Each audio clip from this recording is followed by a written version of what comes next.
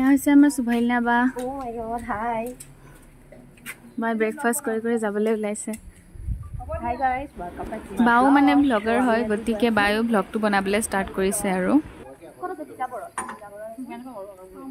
হেই আহিছে আমাৰ ববো বা তো আজি আমি যাম তিতাবৰত থকা ভোগপুৰ সত্ৰলৈ এতিয়া আমি পালো এই ভোগপুৰ সত্ৰৰ মানে মুখ্য দুৱাৰখন আৰু তাৰ মানে পৰিৱেশটো খুবেই গাঁৱলীয়া পৰিৱেশ দুখন তিনিখন মান দোকান আছে আৰু তাতেই আমি বন্তি ধূপ এইবোৰ কিনিবলৈ অকমান ৰৈ দিলো এয়া আমি পালোহি সত্ৰখন আৰু একদম সোমাওতে মানে আমাৰ বহুত ভাল লাগিলে পৰিৱেশটো খুব ঠাণ্ডা একেবাৰে নিৰ্জন গাঁও এলেকা মানে শান্তিপূৰ্ণ পৰিৱেশ এটা আৰু বলকচোন এতিয়া ভিতৰলৈ সোমাই গৈ চাওঁ কেনেকুৱা লাগে তো আমাৰ বায়ে একচুৱেলি মানে সত্ৰত এখন শৰাই দিবলৈ গৈছিলে গতিকে বাৰ মানে চিনাকি ভকত এজন আছিলে তো আমি গৈ পোৱাৰ লগে লগে তেখেতে আমাক তেখেতৰ বহাত বহিবলৈ দিলে ভকতৰ বহা মানে হৈছে ভকতৰ থকা ঘৰটো তাৰমানে সত্ৰৰ ভিতৰতে তেওঁলোকৰ ঘৰ থাকে ন তো তাকে মানে কয় বহা বুলি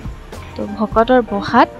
আমাক কিছু সময় বহিব দিলে তাৰ পিছতে আমি নামঘৰলৈ আহিলো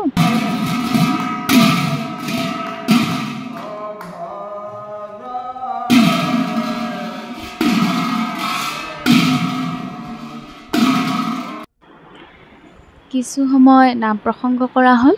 তাৰ পিছতে এজনীকে আমাক সেৱা ল'বলৈ দিয়া হ'ল তাৰ পিছতে আমি ফটো উঠিলো আৰু হেতুটো আৰু কম্পালসৰি হয় ফটোটো আৰু উঠিবই লাগিব পৰিৱেশটো সঁচাকৈ বহুত ভাল লাগিছে মানে হোষ্টেলত থকাৰ পিছত ইমান কেওছৰ মাজত থকাৰ পিছত যেতিয়া এনেকুৱা এটা পৰিৱেশত আহিবলৈ পাওঁ ন সঁচাকৈ বহুত ভাল লাগে আৰু আজি মানে বতৰটো খুব ধুনীয়া ফটো উঠি হোৱাৰ পিছত